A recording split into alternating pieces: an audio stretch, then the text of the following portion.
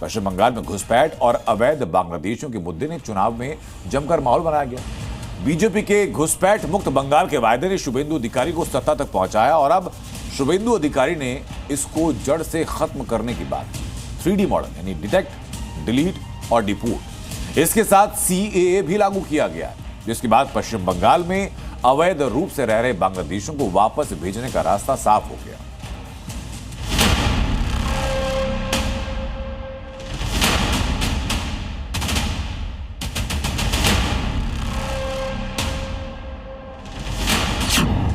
शुभेंदु का 3D model, घुसपैठ का अंत।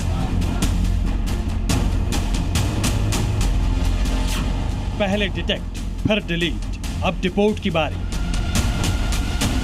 ডিটেক্ট, ডিলিট, এবারে ডিপোর্ট, এই আইন আজ থেকে কার্যকর হলো। ये बंगाल को घुसपैठ और घुसपैठियों से मुक्त करने का शुभेंदु अधिकारी का प्रण है, जिसके तहत बंगाल में अब अवैध तरीके से रह रहे लोगों को सीधे बंगाल की जमीन से निकालने की तैयारी शुरू हो चुकी है। और इसके लिए पश्चिम बंगाल में बीजेपी सरकार ने CAA यानी नागरिक संशोधन अधिनियम को लागू कर दिया है। जो लोग CAA के दायरे में नहीं आते उन्हें अवैध घुसपैठिया मानकर गिरफ्तार किया जाएगा और सीमा सुरक्षा बल यानी BSF को सौंपा जाएगा ताकि उन्हें बांग्लादेश वापस भेजा जा सके। यानी जिन घुसपैठियों को ममता सरकार ने अपने राजनीतिक फायदे के लिए पिछले 15 सालों से बंगाल की जमीन पर जमाए रखा, अब उन्हीं घुसपैठियों को बंगाल से बाहर करने का रास्ता साफ कर दिया गया है। 14/5/2025 অর্থাৎ কার্যত এক বছরেরও বেশি আগে পশ্চিমবঙ্গের আগের সরকার তারা একদিকে শরণার্থীদের CAA দেওয়ার ক্ষেত্রে বিরোধিতা করেছে, অন্যদিকে এই গুরুত্বপূর্ণ সুযোগ বা আইন ভারত সরকার যেটা দিয়েছিলেন তাকে কাজে লাগেননি। আজ থেকে আমরা এই আইন কার্যকর করলাম।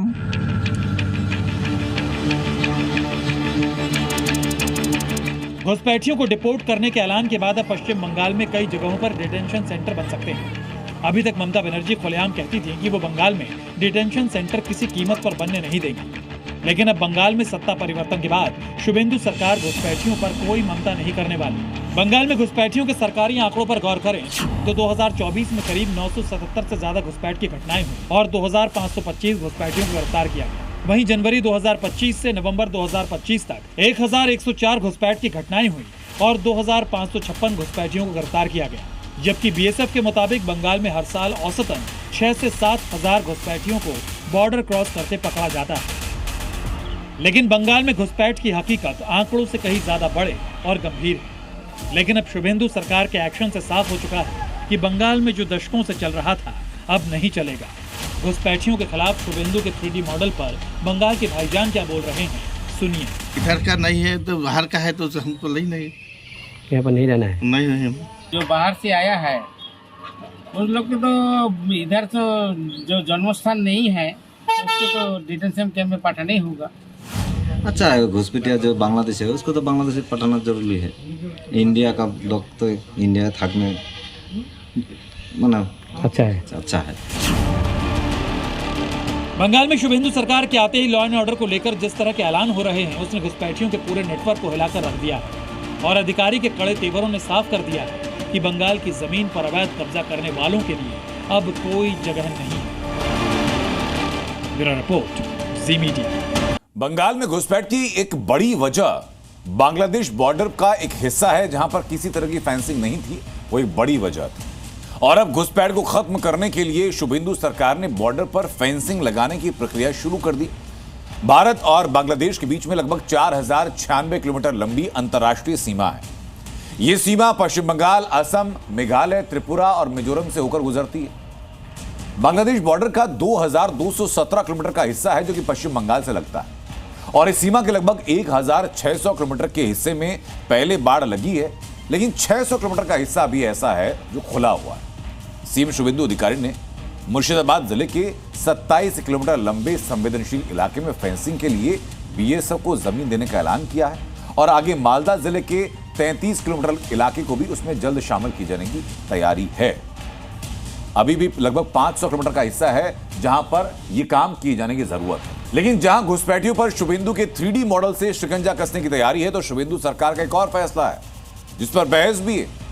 शुभेंदु अधिकारी ने आज एक बड़ा आदेश जारी किया जिसके अनुसार मदरसों में वंदे मातरम गाया जाएगा और यह अनिवार्य होगा। इस फैसले से बंगाल की राजनीति में कैसी हलचल है, ये रिपोर्ट आपको बताएगी। आदेश में यह भी कहा गया है मदरसों को इसे लागू करने में कोई दिक्कत नहीं होनी चाहिए, क्योंकि ये राष्ट्र भावना और अनुशासन से जुड़ा विषय है। अब सरकार का ये फैसला आया है तो बंगाल के मुस्लिम भी इस पर बटे हुए दिख रहे हैं। गाएगा मद्रासों में बच्चे वंदे मातरम? नहीं गाएगा। मद्रासाओं में बच्चे वंदे मातरम गाएंगे क्या? यहाँ पे मुसलमान कुछ तो भागे लेकिन कुछ कहे कि नहीं, अवश्य वंदे मातरम गाना चाहिए। हालांकि मैं आपसे पूछना चाहता हूँ कि मद्रसाओं में बच्चों को वंदे मातरम गाना चाहिए कि नहीं चाहिए? नहीं चाहिए। क्यों नहीं चाहिए? क्यों नहीं चाहिए? तो उसके लिए नहीं, कानून तो बन चुका है, अब तो गाना ही पड़ेगा। कानून तो बनेगा ही, सरकार तो कानून देगा ही। जबरदस्ती थोप रहा इसको करना है। वंदे मातरम जबरदस्ती क्यों थोपे? मदरसे में नहीं होता। इससे पहले मुख्यमंत्री शुभेंदु अधिकारी ने राज्य में बिना सरकारी मान्यता के चल रहे सभी अवैध मदरसों पर भी एक्शन का ऐलान किया था और मदरसों को मिली सरकारी सहायता भी रोक दी थी। शुभेंदु सरकार का दो टूक कहना है कि शिक्षा के नाम पर किसी भी प्रकार के अवैध अड्डों या संदिग्ध गतिविधियों को बर्दाश्त नहीं किया जाएगा। हालांकि टीएमसी राज्य सरकार के फैसलों पर सवाल उठा रही है। शुभेंदु अधिकारी का एजेंडा बिल्कुल क्लियर है, बंगाल में तुष्टीकरण वाली राजनीति नहीं होगी। ब्यूरो रिपोर्ट, जी मीडिया। और इसी बीच एक बड़ी खबर सामने है। पश्चिम बंगाल में टीएमसी की तरफ से विरोध प्रदर्शन किया जा रहा है। बुलडोजर कार्रवाई के खिलाफ ये विरोध प्रदर्शन है। अतिक्रमण के खिलाफ कार्रवाई का विरोध किया जा रहा है। प्रशासन की कार्रवाई पर रोक की मांग है, लोगों के पुनर्वास की मांग की जा रही है। तस्वीरें जरा देखिए पश्चिम बंगाल में आप। टीएमसी के कार्यकर्ता, टीएमसी के नेता सड़कों पर हैं और बुलडोजर एक्शन के खिलाफ सड़कों पर हैं। शुभेंदु अधिकारी ने मुख्यमंत्री बनने के बाद जो पहला काम किया वो ये कि पश्चिम बंगाल के अंदर जहां भी सरकारी संपत्ति पर अवैध कब्जे हैं उनको खाली कराया जाए। वो चाहे अवैध बिल्डिंग बनी हो, चाहे वो अवैध दुकानें बनी हो, चाहे अवैध मज़ारें बनी हो या अवैध धार्मिक स्थल बने हो, उन पर बुलडोजर एक्शन हो रहा है तो उनके खिलाफ टीएमसी सड़कों पर है। और इसी बीच एक बड़ी खबर सामने है। पश्चिम बंगाल में टीएमसी की तरफ से विरोध प्रदर्शन किया जा रहा है। बुलडोजर कार्रवाई के खिलाफ ये विरोध प्रदर्शन है। अतिक्रमण के खिलाफ कार्रवाई का विरोध किया जा रहा है। प्रशासन की कार्रवाई पर रोक की मांग है, लोगों के पुनर्वास की मांग की जा रही है। तस्वीरें जरा देखिए पश्चिम बंगाल में आप। टीएमसी के कार्यकर्ता, टीएमसी के नेता सड़कों पर हैं और बुलडोजर एक्शन के खिलाफ सड़कों पर हैं। शुभेंदु अधिकारी ने मुख्यमंत्री बनने के बाद जो पहला काम किया वो ये कि पश्चिम बंगाल के अंदर जहां भी सरकारी संपत्ति पर अवैध कब्जे हैं उनको खाली कराया जाए। वो चाहे अवैध बिल्डिंग बनी हो, चाहे वो अवैध दुकानें बनी हो, चाहे अवैध मज़ारें बनी हो या अवैध धार्मिक स्थल बने हो, उन पर बुलडोजर एक्शन हो रहा है तो उनके खिलाफ टीएमसी सड़कों पर है। लेकिन जहां घुसपैठियों पर शुभेंदु के 3D मॉडल से शिकंजा कसने की तैयारी है, तो शुभेंदु सरकार का एक और फैसला है जिस पर बहस भी है। शुभेंदु अधिकारी ने आज एक बड़ा आदेश जारी किया जिसके अनुसार मदरसों में वंदे मातरम गाया जाएगा और यह अनिवार्य होगा। इस फैसले से बंगाल की राजनीति में कैसी हलचल है, ये रिपोर्ट आपको बताएगी। आदेश में यह भी कहा गया है मदरसों को इसे लागू करने में कोई दिक्कत नहीं होनी चाहिए, क्योंकि ये राष्ट्र भावना और अनुशासन से जुड़ा विषय है। अब सरकार का ये फैसला आया है तो बंगाल के मुस्लिम भी इस पर बटे हुए दिख रहे हैं। गाएगा मद्रासों में बच्चे वंदे मातरम? नहीं गाएगा। मद्रासाओं में बच्चे वंदे मातरम गाएंगे क्या? यहाँ पे मुसलमान कुछ तो भागे लेकिन कुछ कहे कि नहीं, अवश्य वंदे मातरम गाना चाहिए। हालांकि मैं आपसे पूछना चाहता हूँ कि मद्रसाओं में बच्चों को वंदे मातरम गाना चाहिए कि नहीं चाहिए? नहीं चाहिए। क्यों नहीं चाहिए? क्यों नहीं चाहिए? तो उसके लिए नहीं, कानून तो बन चुका है, अब तो गाना ही पड़ेगा। कानून तो बनेगा ही, सरकार तो कानून देगा ही। जबरदस्ती थोप रहा इसको करना है। वंदे मातरम जबरदस्ती क्यों थोपे? मदरसे में नहीं होता। इससे पहले मुख्यमंत्री शुभेंदु अधिकारी ने राज्य में बिना सरकारी मान्यता के चल रहे सभी अवैध मदरसों पर भी एक्शन का ऐलान किया था और मदरसों को मिली सरकारी सहायता भी रोक दी थी। शुभेंदु सरकार का दो टूक कहना है कि शिक्षा के नाम पर किसी भी प्रकार के अवैध अड्डों या संदिग्ध गतिविधियों को बर्दाश्त नहीं किया जाएगा। हालांकि टीएमसी राज्य सरकार के फैसलों पर सवाल उठा रही है। शुभेंदु अधिकारी का एजेंडा बिल्कुल क्लियर है, बंगाल में तुष्टीकरण वाली राजनीति नहीं होगी। ब्यूरो रिपोर्ट, जी मीडिया। उधर एक तरफ शुभेंदु ताबड़तोड़ आदेश जारी कर रहे हैं तो बाबरी गैंग वाले हुमायूं कबीर भी फॉर्म में आ रहे हैं। चुनाव के बाद अब वापस उनके जबान खुल रही है और कह रहे हैं कि बकरीद पर गाय की कुर्बानी देकर रहेंगे? हालांकि इसका जवाब साधु संत उन्हें खुद ही दे रहे हैं।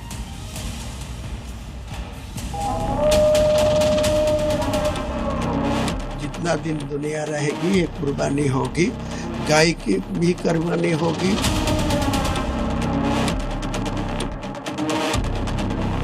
कुर्बानी होगी, कोई रुक सकता नहीं। बंगाल में शुभेंदु सरकार के क्लियर ऑर्डर के बाद हुमायूं कबीर सीधा चैलेंज कर रहे हैं। कह रहे हैं वो गाय की कुर्बानी देंगे, सड़क पर नमाज भी पढ़ेंगे और कह रहे हैं रोक सको तो रोक लो।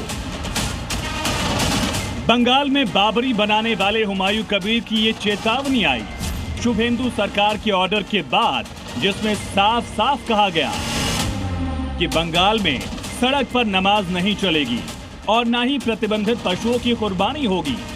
लेकिन लगता है हुमायूं कबीर और बाबरी गैंग को ये बात सीधे सीधे समझ में नहीं आई, तभी तो वो सारे नियमों की अनदेखी कर गाय की कुर्बानी पर अड़ गए हैं।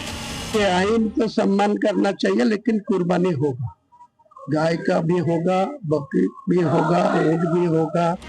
और तो और सीधा सीधा शुभेंदु सरकार को चैलेंज भी कर रहे हैं। बीजेपी सरकार को नई चेतावनी दे रहा है, शुभेंदु अधिकारी को नहीं डायरेक्ट बोल रहा है, ये आग लिए खेलना नहीं चाहिए।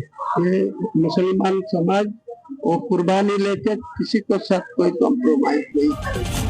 दरअसल बात अब सिर्फ कुर्बानी की नहीं है, बल्कि परेशानी उन सब कदमों से भी है जो शुभेंदु ने शासन संभालते ही लिए। इसके लिए बड़ा फैसला प्रतिबंधित पशुओं की कुर्बानी पर भी लिया गया। इसमें 1950 में बने एक्ट के नियमों को सख्ती से लागू करने को कहा गया। इसके लिए 14 मई को नोटिस जारी किया गया था। ये एक्ट है Paschim Bangal animal slaughter control act, जिसके तहत गाय, बैल, भैंस की कुर्बानी बिना फिट फॉर स्लॉटर सर्टिफिकेट के नहीं हो सकती और कुर्बानी खुले या पब्लिक जगह पर नहीं हो सकती। इस सरकार में वो नहीं होगा, क्योंकि हम लोग काउस को माता भगवान समझते हैं। अब हुमायूं कबीर जिस तरह सारे नियमों को ताक पर रखकर गाय की कुर्बानी पर अड़े हैं, उस पर साधु संतों में बेहद आक्रोश है। बंगाल के धरती नहीं, पूरे भारत में गौ को कुर्बानी देने का अगर भावना रखता है तो सनातनी हुमायूं कबीर जैसे गद्दार को भी कुर्बानी देने का काम करेगा, उसको भी बलि देने का काम किया जाएगा। सिर्फ वोट लिया और गाय का गोश्त खाने का आजादी दे दिया। खुद मंडियों में भी कुर्बानी के लिए गाय की बिक्री में बड़ी गिरावट आई। यानी एक तरीके से सब शुभेंदु सरकार का ऑर्डर मानने को तैयार हैं, लेकिन बाबरी गैंग को ये मंजूर नहीं। ब्यूरो रिपोर्ट, जी मीडिया। बनारस हिंदू यूनिवर्सिटी, जहां पर हिंदू विरोधी साजिशों के इल्जाम, कुछ दिन पहले बीएचयू में ब्राह्मणवादी पितृसत्ता पर पूछे गए सवाल, उसके बाद हंगामा हुआ। अब पीपल और बरगद के पेड़ की पूजा रोकने पर एक नया घमासान वहां शुरू हुआ। आखिर बनारस हिंदू यूनिवर्सिटी में बीएचयू में इस नई मांग पर सनातनी समाज क्यों भड़का है, ये रिपोर्ट में आपको दिखाते हैं।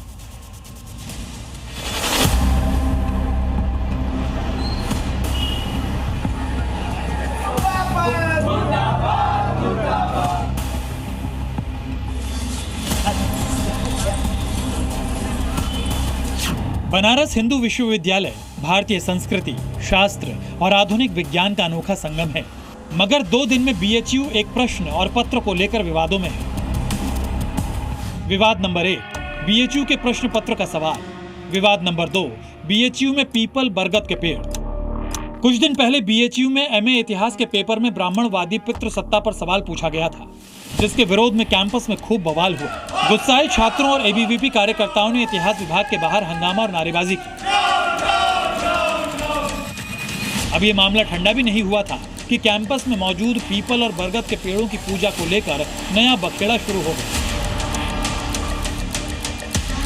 दरअसल विश्वविद्यालय में तैनात कर्मचारी आशीष कुमार ने कुलपति को पत्र लिखकर पीपल बरगद के पेड़ों में धागा बांधने और दिया जलाने पर बैन लगाने की मांग की। इसके पीछे तर्क दिया गया कि बीएचयू परिसर में मौजूद पीपल बरगद के पेड़ पर्यावरण संरक्षण, ऑक्सीजन उत्पादन में अहम भूमिका निभाते हैं, मगर पेड़ों पर बांधे जाने वाला धागा पेड़ की छाल में घुस जाता है, जिससे पेड़ को नुकसान होता है।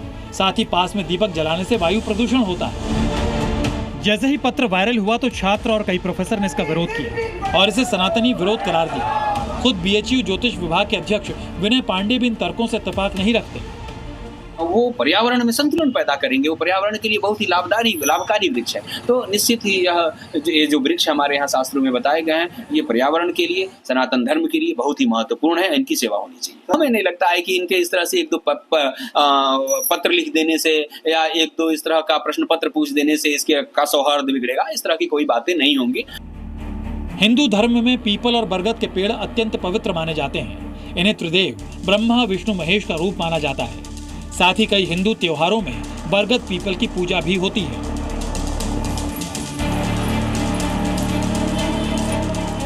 यानी बरगद और पीपल के पेड़ सनातनी आस्था के प्रतीक हैं। इन पेड़ों से पौराणिक परंपराएं जुड़ी हुई हैं। ऐसे में इनकी पूजा पर बैन की मांग से सनातनी समाज भड़का हुआ है और इसे सनातन के खिलाफ नई साजिश बताया जा रहा है।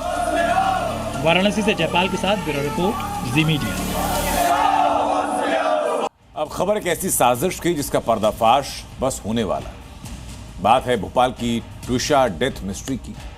मिस पुणे रह चुकी 33 साल की मॉडल और एक्ट्रेस ट्विशा शर्मा की संदिग्ध मौत ने कई बड़े सवाल खड़े किए। मौत को 7 दिन बीत चुके हैं। इंसाफ की आस में अभी भी परिवार सड़कों पर। ट्विशा की सास गिरिबाला सिंह के खिलाफ जांच के आदेश दिए गए हैं, जिन्हें जिला उपभोक्ता आयोग के अध्यक्ष पद से हटाया जा सकता है। वहीं ट्विशा के पति समर्थ के खिलाफ लुकआउट नोटिस जारी हो गया।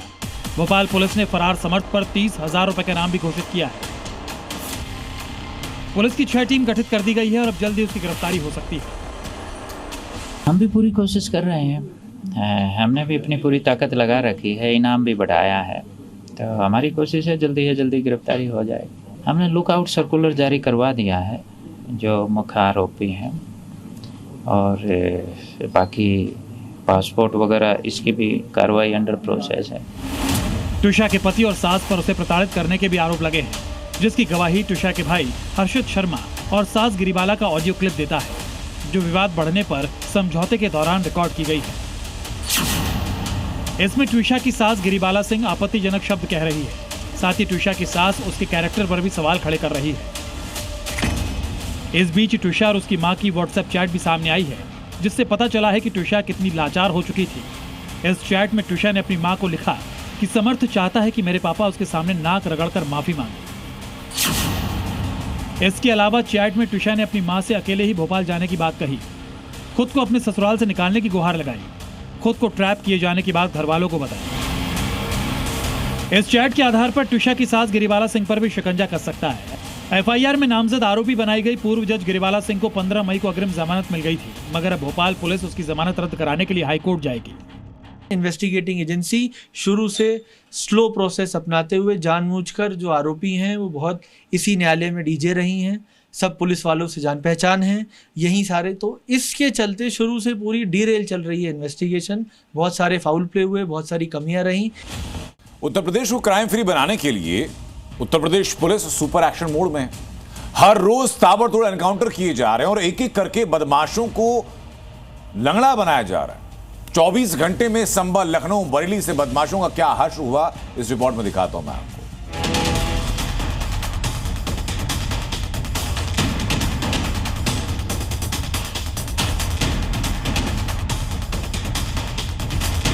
ये तीनों अपराधी कल उत्तर प्रदेश के अलग अलग शहरों में योगी फोर्स के शिकार बने। नसीम को संभल पुलिस से गिरफ्तार किया, अंसारी पर लखनऊ पुलिस ने शिकंजा कसा और गफ्फार को बरेली पुलिस ने दबोचा। सबसे पहले देखिए बरेली पुलिस का ये फिल्मी एक्शन। सादी वर्दी में यूपी पुलिस के जवान जिस लंबे चौड़े शख्स को घसीटते हुए ले जा रहे हैं, नाम है गफ्फार खान। गफ्फार पर इल्जाम किया। ये जानने के पहले इसकी गिरफ्तारी कैसे हुई, ये वीडियो देखिए।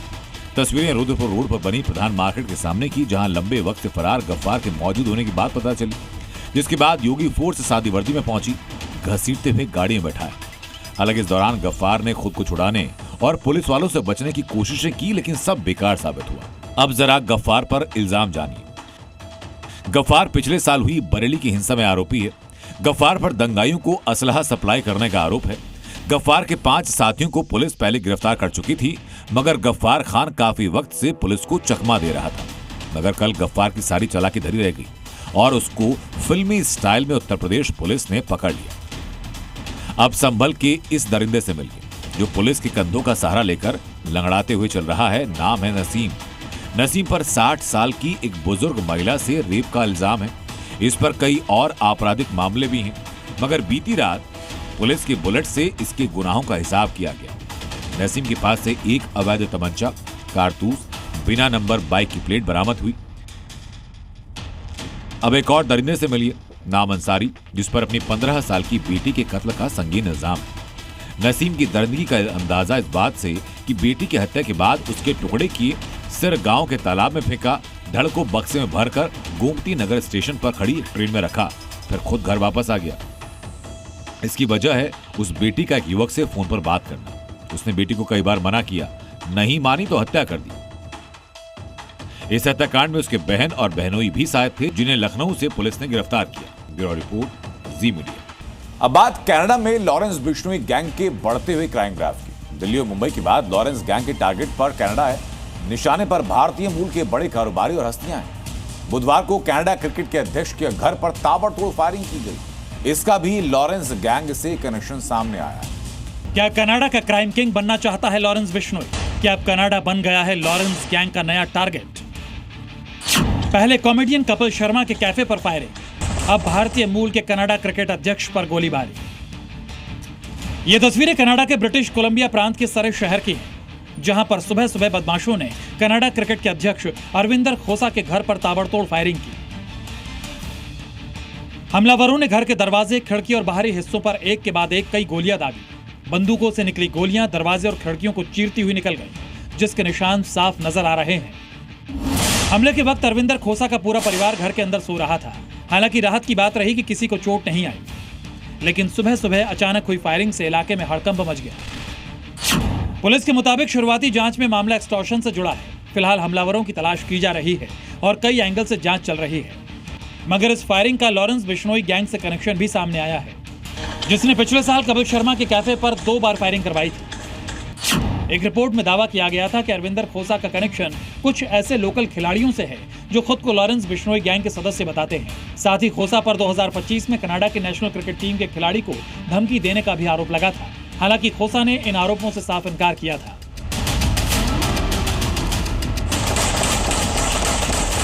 लेकिन अब उनके घर हुई फायरिंग के बाद ये मामला और चर्चा में आ गया है। पुलिस इस बात का पता लगाने में जुटी है कि हमला सिर्फ रंगदारी से जुड़ा था या फिर इसके पीछे कोई बड़ा नेटवर्क एक्टिव है। यह पहली बार नहीं जब कनाडा में सरेआम फायरिंग हुई है। कनाडा खालिस्तानी आतंकियों का गढ़ माना जाता है। साथ ही अब यहाँ लॉरेंस बिश्नोई गैंग भी काफी एक्टिव है। और अब कनाडा क्रिकेट अध्यक्ष के घर सरेआम फायरिंग से सवाल उठ रहे हैं कि क्या खालिस्तानी आतंकियों और लॉरेंस गैंग में वर्चस्व की लड़ाई चल रही है, और क्या इसलिए लॉरेंस गैंग जानबूझकर अपनी धौंस दिखाने के लिए बड़े भारतीय सेलिब्रिटी, कारोबारियों और ऊंचे ओहदे पर बैठे लोगों को टारगेट कर रहे हैं। ब्यूरो रिपोर्ट, जी मीडिया। आज की तारीख में पाकिस्तान हर मैदान पर पिट रहा है, चाहे वो जंग का मैदान हो, आर्थिक मुद्दा हो, कूटनीति हो या फिर इंटरनेशनल प्लेटफॉर्म हो। इस बार यूएन के मंच पर हिंदुस्तान ने पाकिस्तान को उसकी साजिशों का एक बार फिर जवाब दिया है। पाकिस्तान की फितरत है चापलूसी की। पाकिस्तान की आदत है साजिशों के जरिए अपनी जेब भरने की। पाकिस्तान का कैरेक्टर है अपने पड़ोसियों के खिलाफ आतंक फैलाने की, और जब भी मौका मिले भारत और भारत के अंदरूनी मसलों पर दखल अंदाजी करने की। पाकिस्तान ने इस बार भी ऐसा ही किया। पाकिस्तान ने संयुक्त राष्ट्र सुरक्षा परिषद यानी यूएनएससी में कश्मीर के हालातों पर झूठ फैलाया। यूएनएससी में पाकिस्तान के स्थायी प्रतिनिधि एम्बेसडर आसिफ इफ्तिकार अहमद ने कहा कि जम्मू कश्मीर में नागरिकों को अधिकारों से वंचित रखा जा रहा है। पाकिस्तान ने जम्मू कश्मीर में विदेशी कब्जे, सैन्य तैनाती और गिरफ्तारियों का प्रोपेगेंडा फैलाया। कश्मीर की डेमोग्राफी और लोगों पर पाबंदियों के नाम पर दुनिया को झूठ सुनाने की कोशिश की।